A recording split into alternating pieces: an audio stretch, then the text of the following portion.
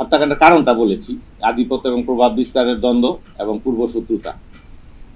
যে ছেলেটা হত্যাকাণ্ড সংগঠিত করেছে, যিনি মানে গুলিটা করেছেন, তার চাচার হত্যাকাণ্ডেই আবার এই গোলাম রব্বানী টিপু কিন্তু ওই মামলার আসামি। তো এখানে একটা প্রতিশোধ স্পৃহাও কাজ করেছে এবং ওই যে হুজি শহীদুল, যাকে শাহরিয়ারের যে চাচা, তিনিও পূর্ব বাংলা কমিউনিস্ট পার্টির নেতা ছিলেন। তো এই হত্যাকাণ্ডের দীর্ঘ পরিক্রমার মধ্যে এটা আসে এবং ওই ঘটনায় যে চারজন আসামি যারা এই ওই হুজি শহীদের হত্যাকাণ্ডে জড়িত ছিল, তাদের একজন 2022 সালে এই একই মোডাস অপারেন্ডিতে তাকে হত্যা করা হয়েছিল। এটা একটা বিষয় আছে।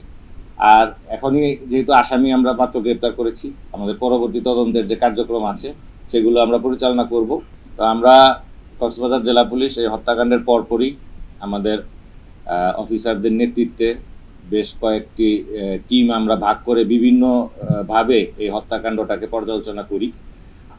হত্যাকাণ্ডর পরপরই বিষয়টা একটু ক্লুলেস মনে হলেও আমাদের দক্ষ অফিসাররা এই ক্লুলেসটাকেই আসামি শনাক্তকরণ সহ এই কিলিং মিশনে যারা জড়িত ছিল তাদেরকে গ্রেপ্তারে সক্ষম হয়। আমরা গত পরশুদিন এই আসামিদেরকে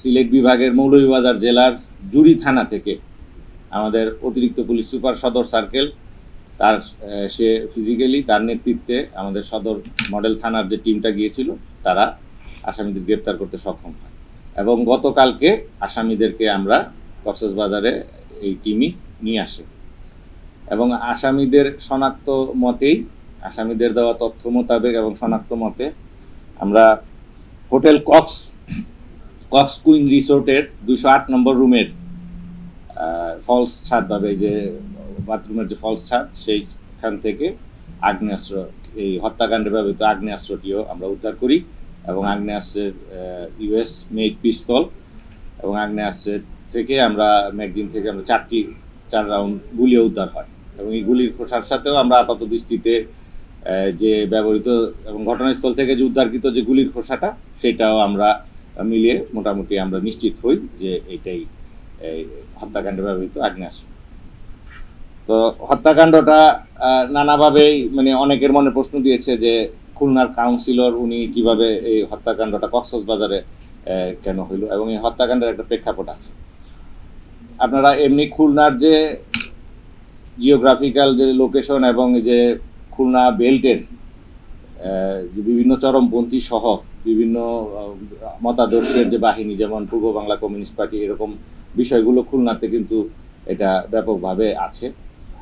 তো এই হত্যাকাণ্ড যদি আমরা প্রেক্ষাপট চিন্তা করি, হত্যাকাণ্ডে যিনি হত্যা করেছেন, এই হত্যাকাণ্ড উনার যিনি শুট করেছেন, গুলি করেছেন, তার নাম হচ্ছে শেখ শাহরিয়ার ইসলাম পাপ্পু।